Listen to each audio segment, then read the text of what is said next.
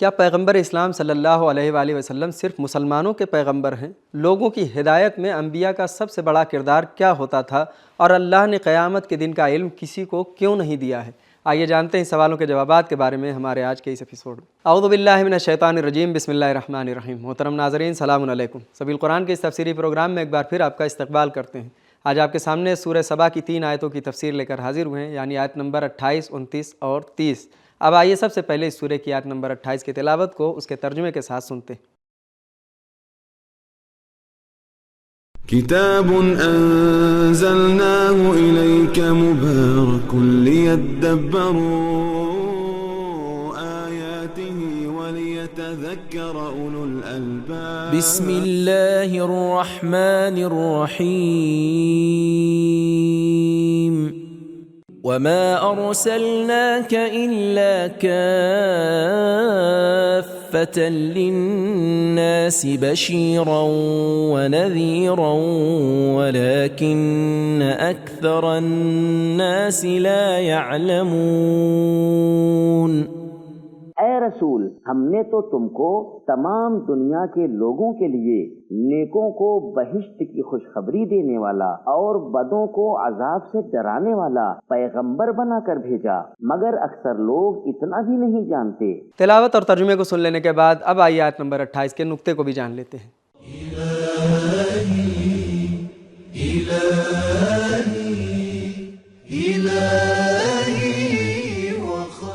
نقطہ لفظ کافہ کا معنی ہے جمیع، یعنی پیغمبر اسلام صلی اللہ علیہ وآلہ وسلم تمام انسانوں کے لیے پیغمبر ہیں، اور دوسری آیتیں اور روایتیں بھی اس معنی کی تائید کرتی ہیں۔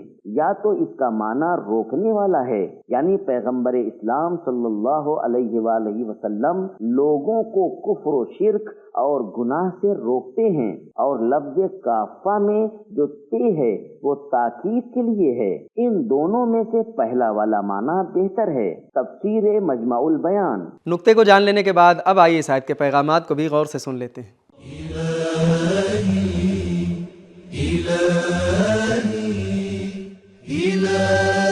پیغام نمبر 1، پیغمبر اسلام صلی اللہ علیہ وآلہ وسلم کی رسالت جہانی ہے۔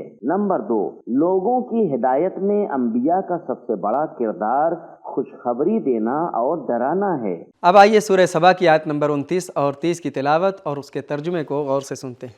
وَيَقُولُونَ مَتَى هَذَا الْوَعْدُ إِن كُنتُمْ صَادِقِينَ قُل لَّكُم مِّيعَادُ يَوْمٍ لَّا تَسْتَأْخِرُونَ عَنْهُ سَاعَةً وَلَا تَسْتَقْدِمُونَ۔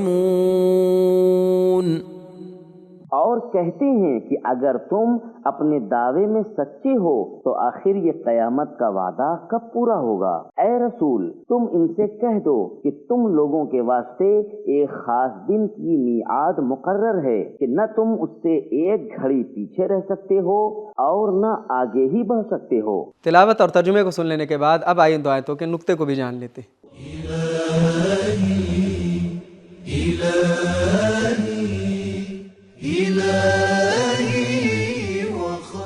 نقطہ مختلف آیتوں میں آیا ہے، قیامت کے وقت کے بارے میں اللہ کے سوا کوئی نہیں جانتا، اور یہ اللہ کی حکمت ہے تاکہ انسان ہمیشہ آمادہ رہے۔ اس کے علاوہ جزئیات کا نہ جاننا کلیات پر ایمان میں رکاوٹ نہیں بنتا۔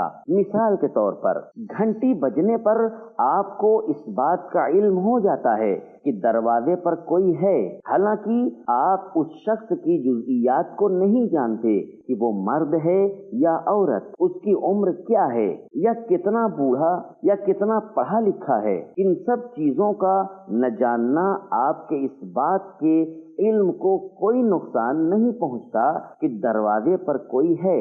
جی ہاں، ہمیں قیامت کا علم ہے، اگرچہ ہم اس کی جزئیات کو نہیں جانتے۔ سورہ طٰہٰ کی آیت نمبر 15 میں ہے، ان الساعۃ آتیۃ اکاد اخفیھا، قیامت یقینی طور پر آنے والی ہے لیکن میں نے اس کے وقت کو تم سے چھپا رکھا ہے۔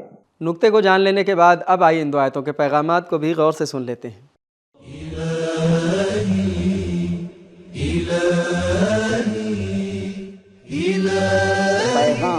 نمبر 1، ضروری نہیں کہ ہر سوال کا جواب ہمیں معلوم ہو۔